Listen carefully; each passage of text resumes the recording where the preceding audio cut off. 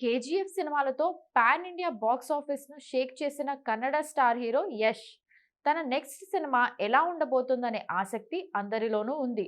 KGF 2 తర్వాత కాస్త gap తీసుకొని టాక్సిక్ అనే సినిమా అనౌన్స్ చేశాడు యష్.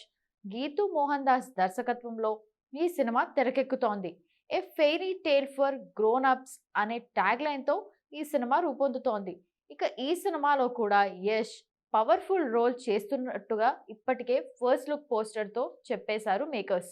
ప్రస్తుతం షూటింగ్ దశలో ఉన్న ఈ సినిమా గురించి ఇంట్రెస్టింగ్ బజ్ కన్నడ మీడియా సర్కిల్స్లో వినిపిస్తోంది.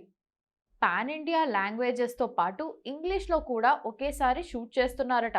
అలాగే ఈ సినిమా కోసం జాన్ విక్ సినిమాకు పనిచేసిన దర్శకుడు కమ్ స్టంట్ మాస్టర్ జేజే పెర్రీ పనిచేస్తున్నాడు. 45 రోజుల యాక్షన్ మ్యారథాన్ సినిమాకు హైలైట్గా నిలవడమే కాదు, ఇండియన్ యాక్షన్ సినిమాకు ఒక బెంచ్ మార్క్ సెట్ చేసేలా రెడీ చేస్తున్నారట. హాలీవుడ్ దర్శకుడు stuntman JJ Perry, Yash and Geethu Mohan దాస్లతో పాటు మొత్తం టీం ఈ యాక్షన్ ఎపిసోడ్ కోసం తీవ్ర కసరత్తులు చేస్తున్నారు. ఇందుకు సంబంధించి ఫోటోలు రిలీజ్ చేసింది టాక్సిక్ టీం. ఈ ఫోటోలను జాగ్రత్తగా గమనిస్తే ఇందులో యష్ 2 వేరియేషన్స్లో కనిపిస్తున్నాడు.